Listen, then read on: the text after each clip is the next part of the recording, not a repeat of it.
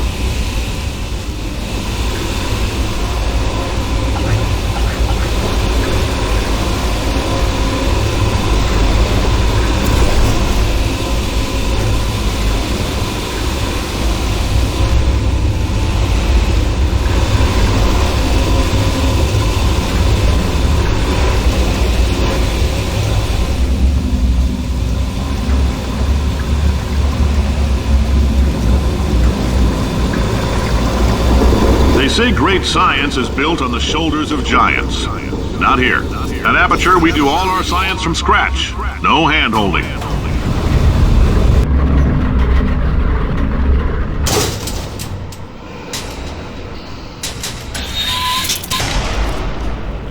All right, let's get started.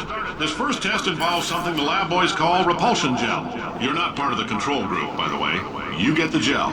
Last poor son of a gun got blue paint. All joking aside, that did happen. Broke every bone in his legs. Tragic, but informative. Or so I'm told.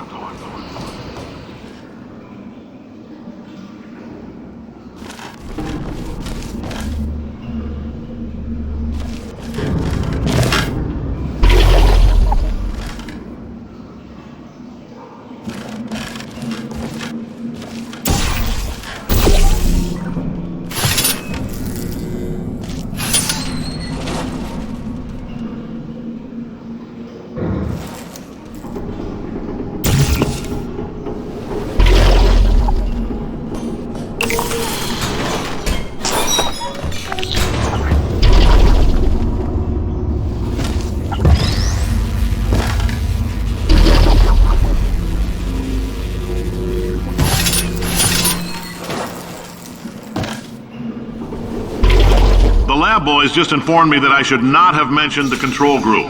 They're telling me I ought to stop making these pre-recorded messages. That gave me an idea. Make more pre-recorded messages. I pay the bills here, I can talk about the control group all damn day.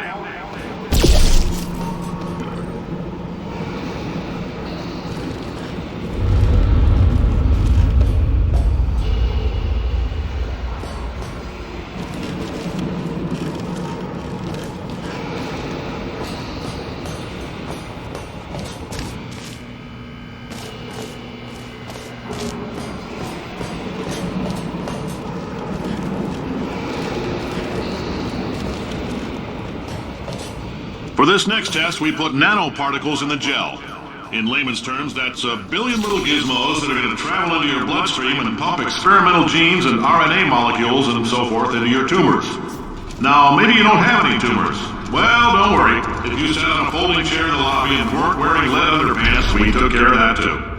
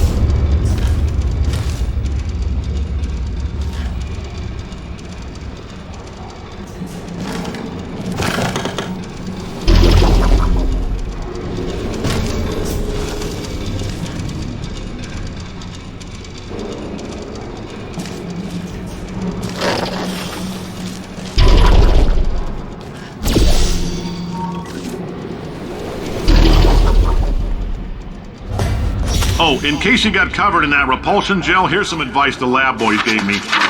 Do not get covered in the repulsion gel. We haven't entirely nailed down what element it is yet, but I'll tell you this, it's a lively one, and it does not like the human skeleton.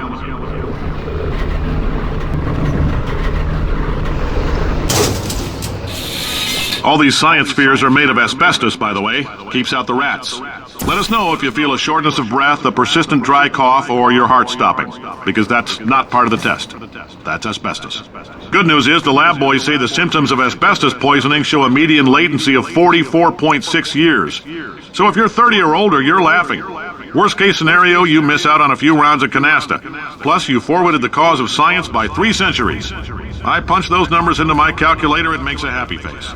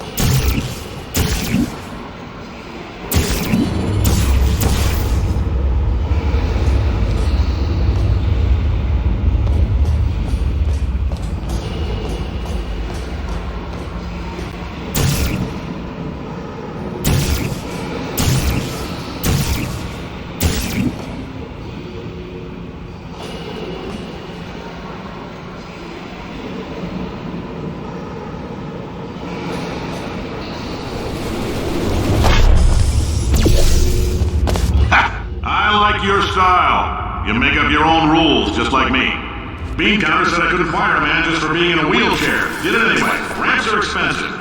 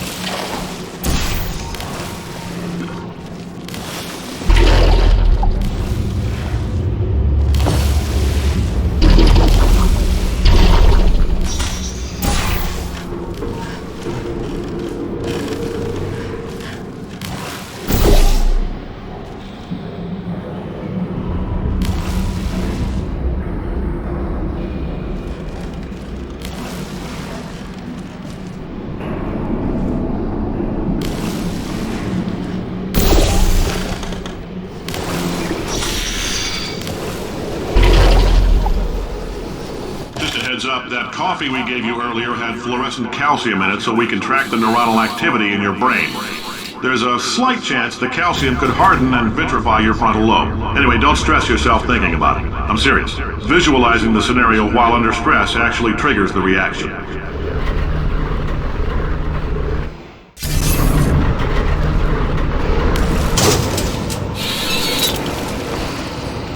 Now, if you're part of control group Kepler 7, we implanted a tiny microchip about the size of a postcard into your skull. Most likely you've forgotten it's even there. But if it starts vibrating and beeping during this next test, let us know. Because that means it's about to hit 500 degrees, so we're going to need to go ahead and get that out of you pretty fast.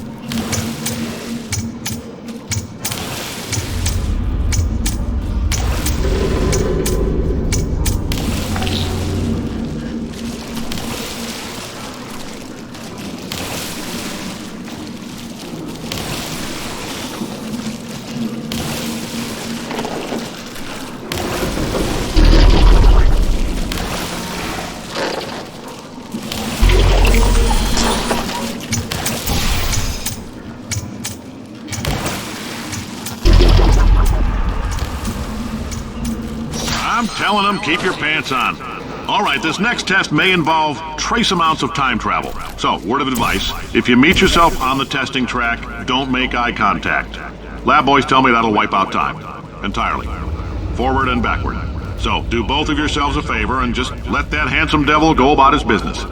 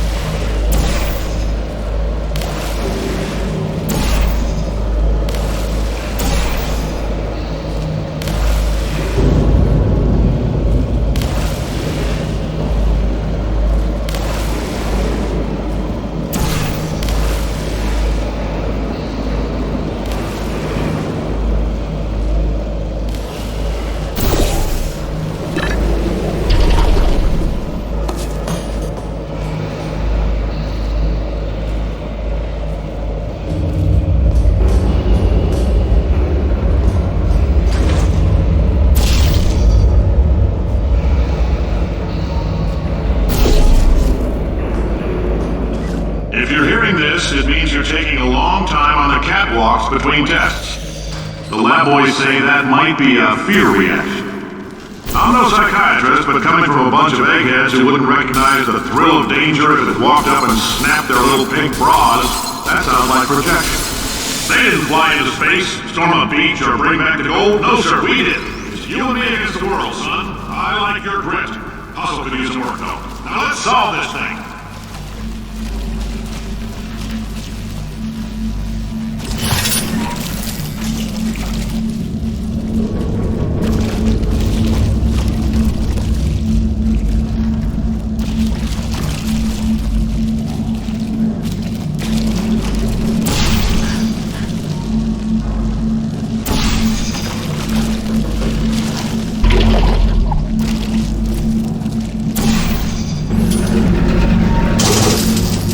Science isn't about why, it's about why not.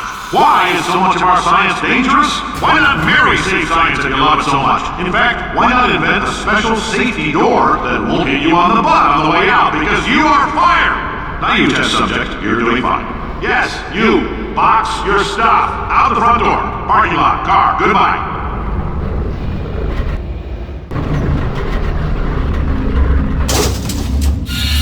Congratulations! The simple fact that you're standing here listening to me means you've made a glorious contribution to science. As founder and CEO of Aperture Science, I thank you for your participation and hope we can count on you for another round of tests. We're not going to release this stuff into the wild until it's good and damn ready, so as long as you keep yourself in top physical form, there'll always be a limo waiting for you.